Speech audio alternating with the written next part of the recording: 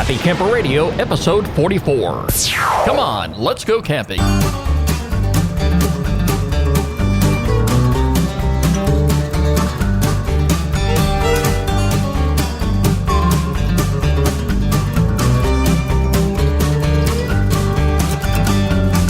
Hello, my friends, and welcome back to another episode of the Happy Camper Radio Show, the only place you need to be when you're ready to talk camping. Camping is what we're about.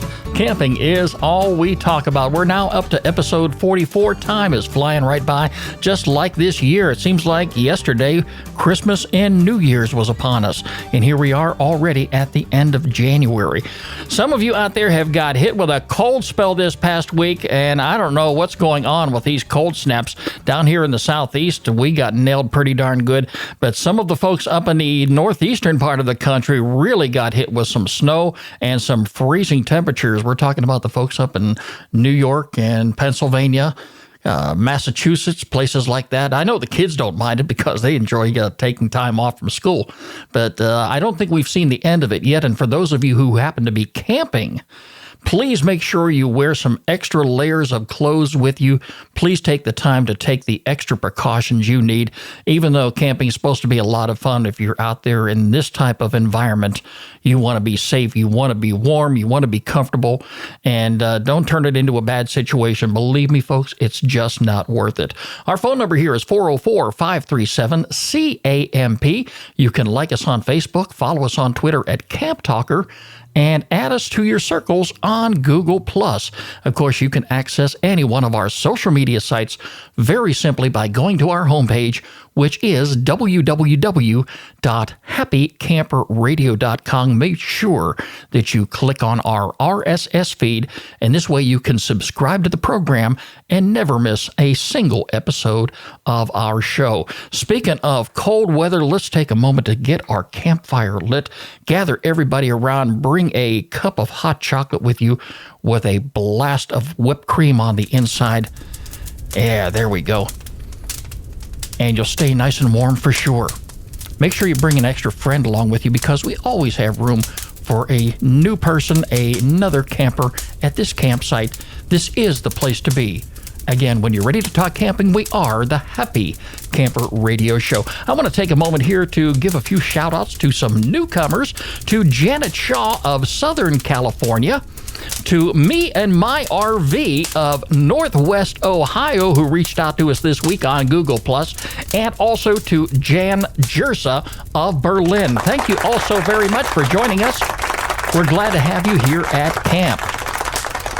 You know, last week I was talking to you about this wildfire in Glendora, California, and that it seemed to touch a nerve with some of you campers.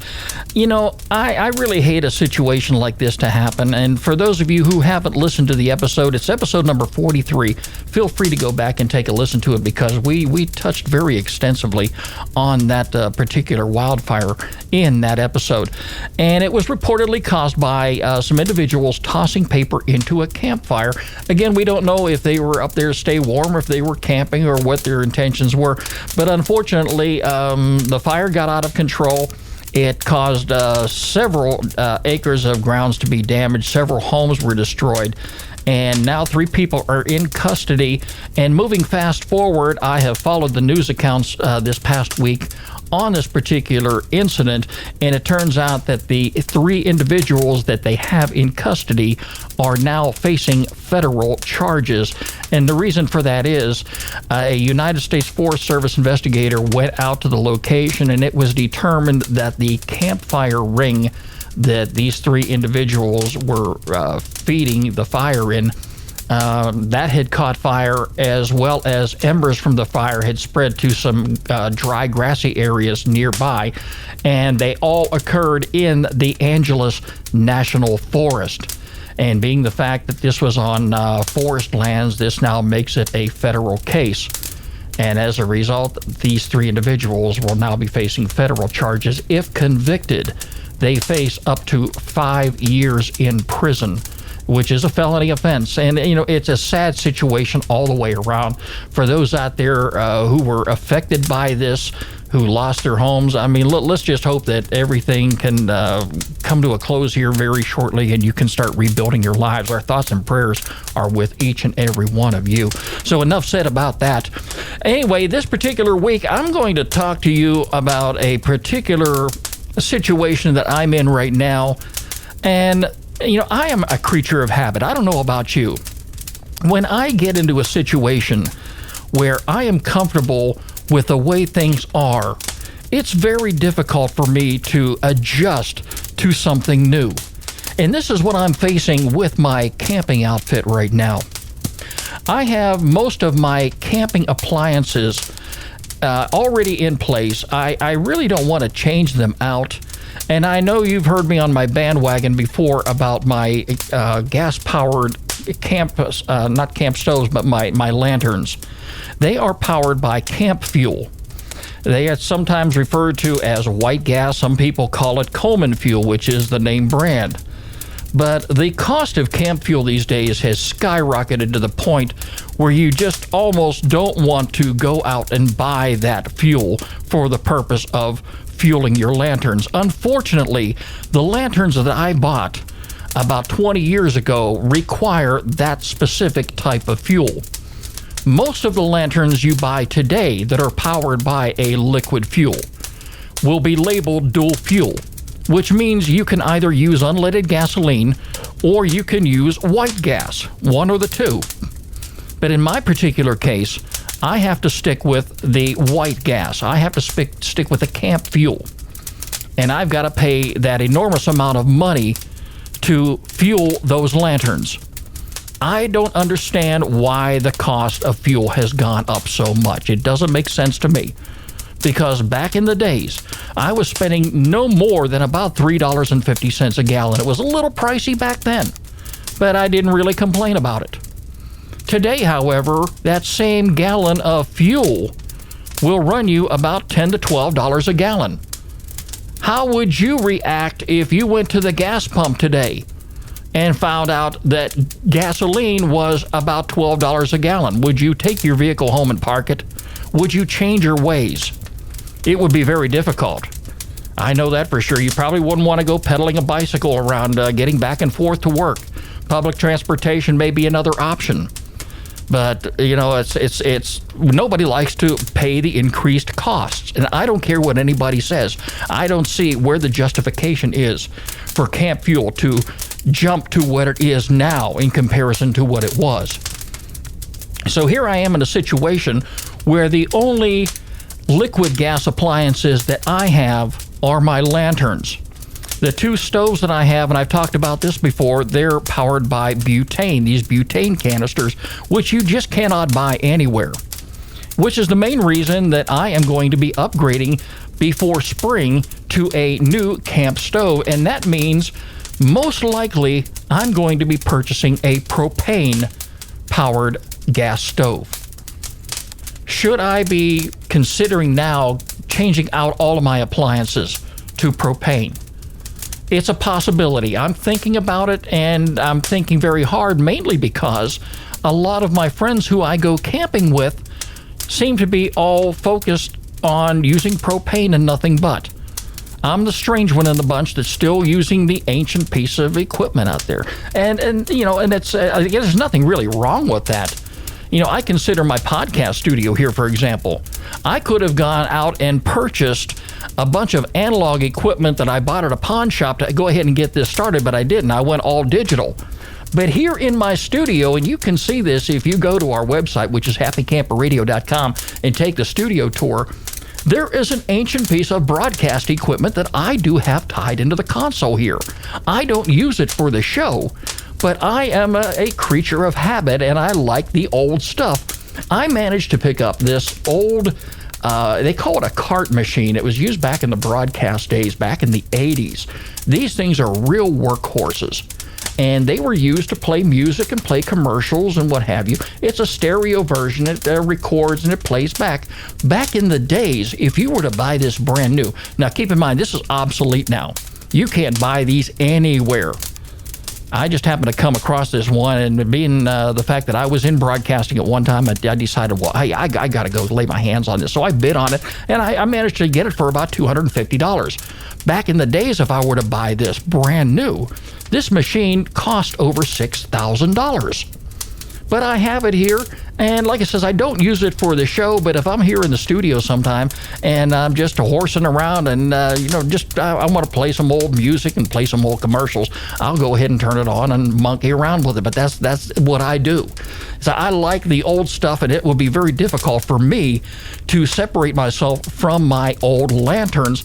And I'm not saying that I'm going to do that, because the good part about it is these lanterns don't take a whole lot of fuel to power. The ones that I have, I'm keeping in mind, too, the fact that I have got camp fuel sitting on the shelf down in the garage right now. I've got 2 full gallons down there that I haven't used. And I doubt this year, even with the camping that I already have planned and some of the trips that I don't have planned, I probably will not be using all of that camp fuel. So I'll keep them around for a good long time. I don't think I'll ever upgrade to a dual fuel type system. I will probably go along with some propane powered lanterns later down the road. So are you like me? Are you an individual who is pretty satisfied with what you have and you don't want to upgrade? Or are you considering upgrade, going from a gas-powered appliance all the way to a propane-powered appliance all the way around your campsite? That's what I'm faced with, and that's probably the direction I'm going to be going. And before this year is out, I'll probably be talking to you about it again and probably be saying, yes, here's the direction I went. I'm perfectly satisfied with it. I tried it. I liked it. Hey, am I now content? Now, again, many of these camp-fired appliances do run on camp fuel and unleaded gasoline, and they probably will be in production for quite some time.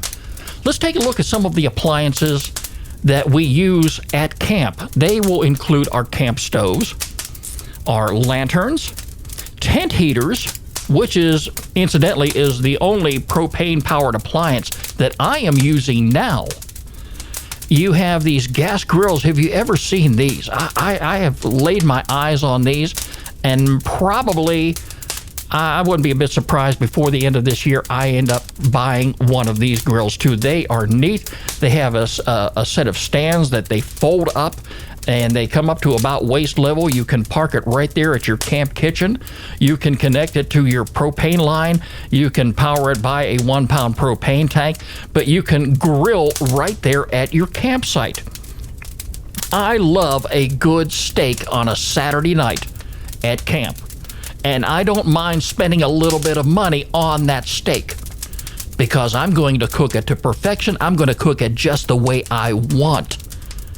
The only problem I have is some of the public and private campgrounds that I have gone to over the years will have either one, a grill that sits on top of your fire ring, which means you're cooking over an open flame, or you will have a charcoal station where a grill is positioned right there at your campsite, and you very simply add some charcoal and start cooking your steak there. The only problem I have with either one of those is before you cook your food, you have got to take the time to scrub that grill, to clean that grill, because you know very well the people who have been there before you are not going to clean it and keep it in a ready position for the next camper that comes in and uses that site.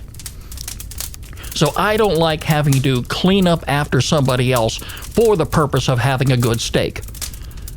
I would much prefer bringing my own grill, which I have done already in the past, incidentally. I have actually brought a grill from home, a charcoal grill, and cooked right there at the campsite, as opposed to using the appliances that are permanently installed at the individual site wherever I'm camping at.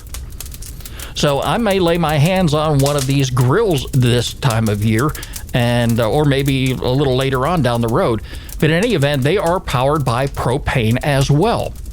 Another appliance that you may want to consider using propane for And you don't see these out at the campsites all that often. They're pretty much designed for anybody who is camping way out in the wilderness, away from human civilization.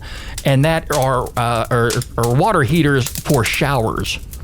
Have you ever seen any of those? They do make these neat little water heaters so you can heat up your water and take a nice hot shower just about anywhere you go. They even make these tents that you can walk in for privacy purposes, and you have a hose attached to this with this heater, and a 1-pound propane tank attaches to the bottom of it, and this is how you end up heating your water so you can have a nice hot shower. Believe me, folks, wherever you're camping at, you want to stay clean, you want to feel good about yourself, and you're going to want to take a shower one way or the other. The last thing you want to do out there in the wilderness is have to walk down to the stream and take a bath with the salamanders. All right, so definitely you may want to consider a camp heater, a water heater, if you happen to be out in the wilderness and you want to take a shower. Take a look at some of them. You can find them at just about any one of your camping supply stores. Now, there are the 1-pound tanks and the 20-pound tanks. We're going to talk about both of those today. And you're going to have to decide for yourself which direction you want to go to. And I am really, banging my head against the wall for this because, again, for the most part, anytime I go camping, it is only me.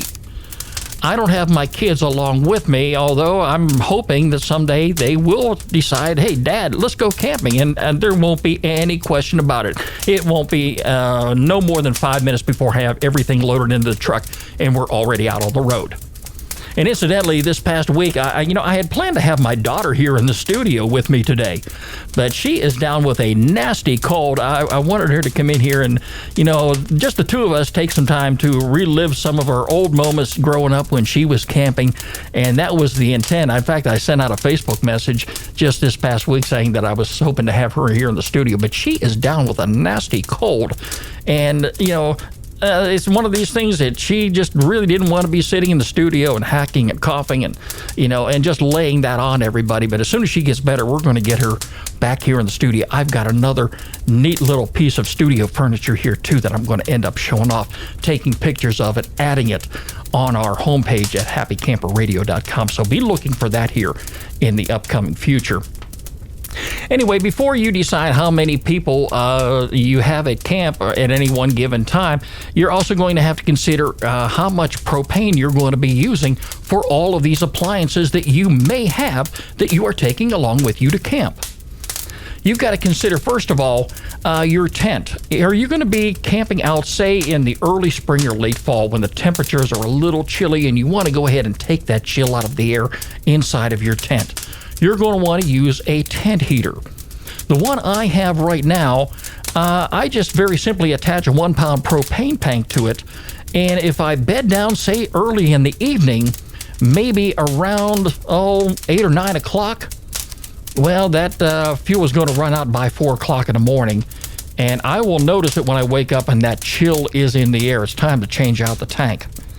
So, if you're going to be running your tent heater about 8 hours a night, consider that. How about your food supply?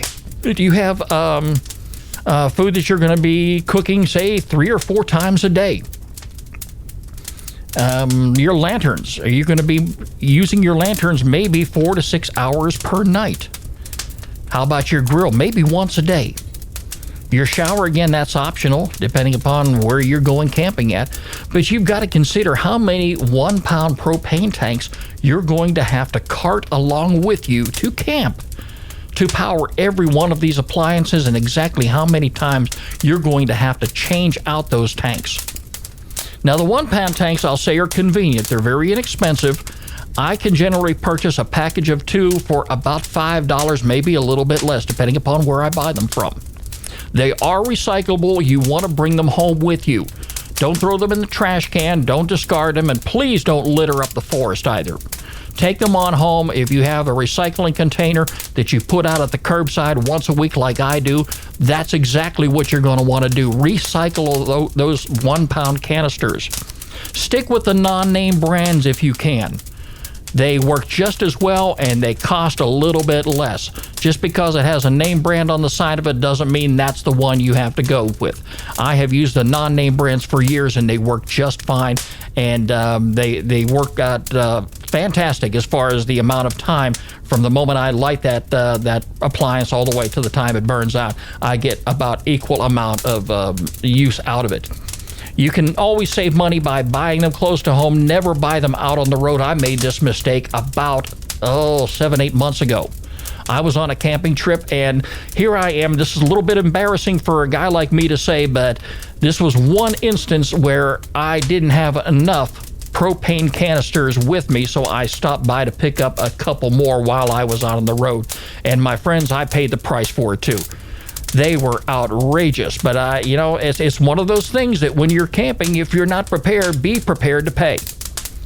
So try to make sure that if you're going to buy 1 pound propane canisters, get them close to home, and you'll save a whole lot of money. You definitely want to bring plenty with you to last your entire trip, and in doing so, you're going to also have to consider storage.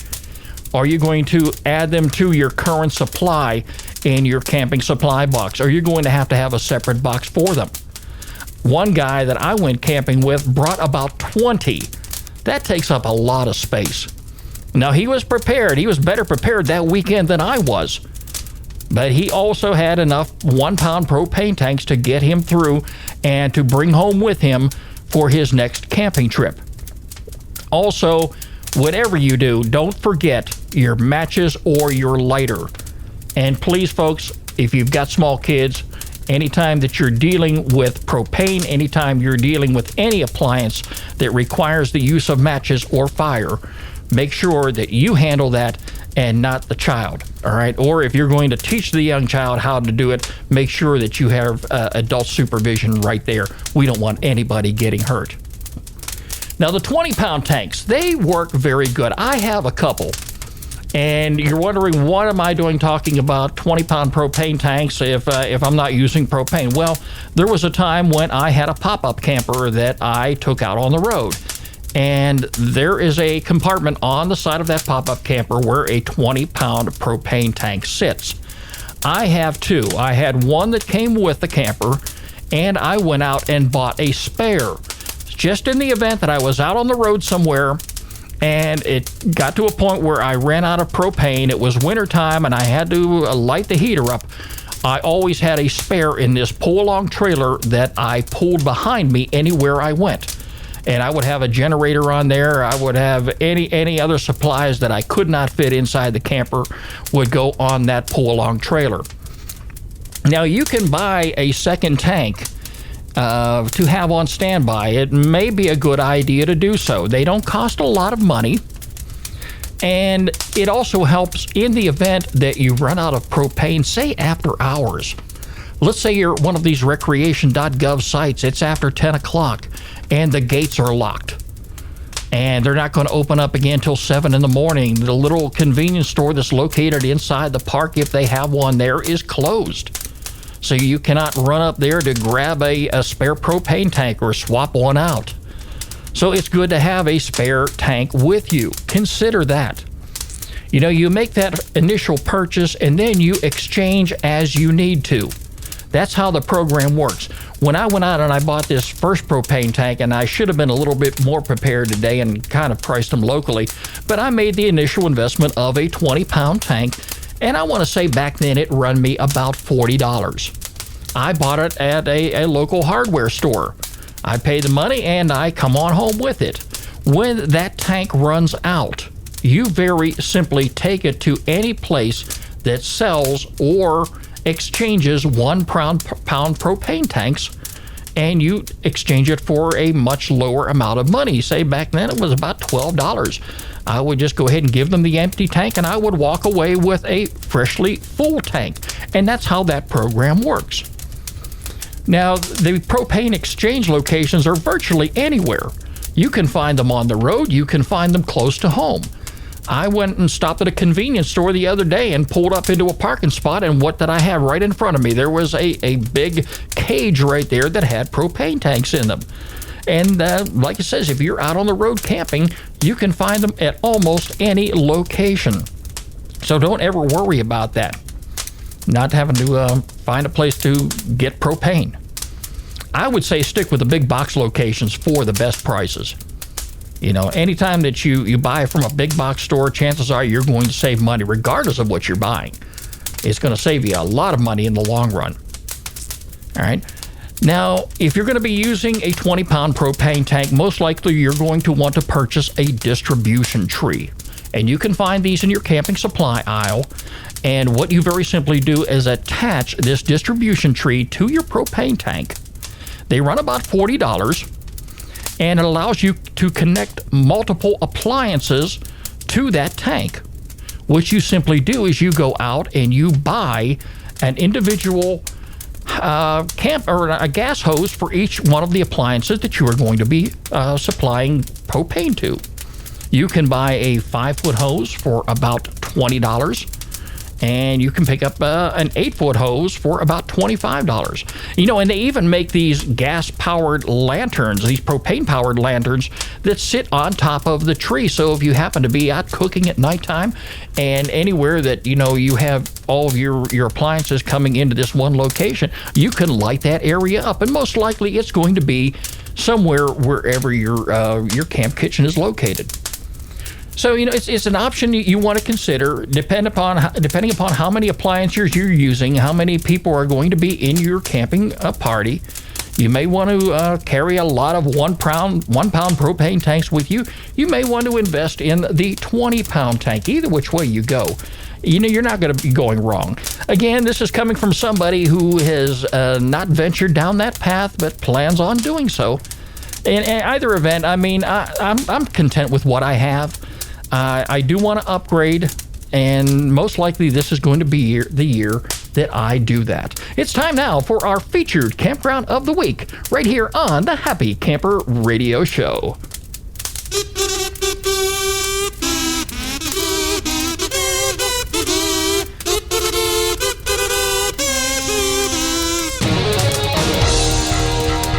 As always, I'm looking for a place to take you camping that offers year-round camping enjoyment. And this week, we're going to take you to Dana Peak, located in Texas. It's a great camping destination for those of you who may be in the Texas area or may be venturing out on the road and looking for a great place to go camping. One of the things I do want to point out here about Dana Peak, this time of the year, there are going to be some sites that are closed all the way through March 1st, and you can find out which sites they are very simply when you click on the Featured Campground tab, which is on our homepage at www.happycamperradio.com. The park hours are typically 8 a.m. to 10 p.m. nightly, but this is a great place to be, especially if you're into bird watching. Birding is a favorite pastime for many of the visitors who visit Dana Peak. They have hawks, great blue heron, ducks, geese, many species of songbirds, bobwhite quail, Rio Grande turkey, and even an occasional bald eagle will bless your presence out there. So consider that if you're into bird watching, if you're into wildlife. Hey, if you're a fisherman, with 58 miles of shoreline, they have the Steelhouse Hollow Lake. And it's an uncrowded haven for boaters and fishermen. The campground has a 4-lane boat ramp, and visitors who do not have motorboats, canoes, or kayakings can rent them nearby. I like camping down by the lake, and most all of the sites that they have available at Dana's Peak are right there on the lake. So if you're looking for a great place to go camping, you may want to consider this camping destination this time of year. It's Dana Peak, located in Texas, and it is our featured campground of the week here on the Happy Camper Radio Show.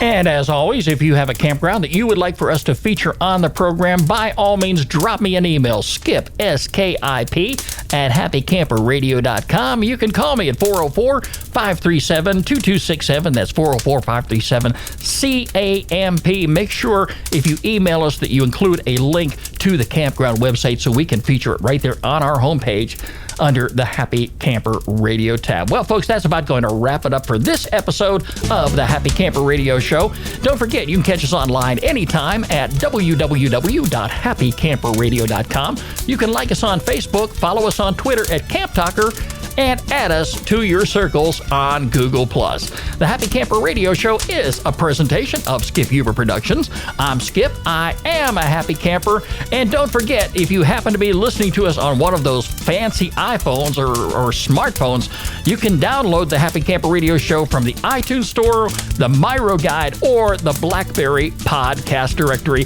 In this way, you can take us to camp each and every time that you go out on a camping trip. That's going to do it for me, folks. We'll catch you next week for episode 45 of the Happy Camper Radio Show.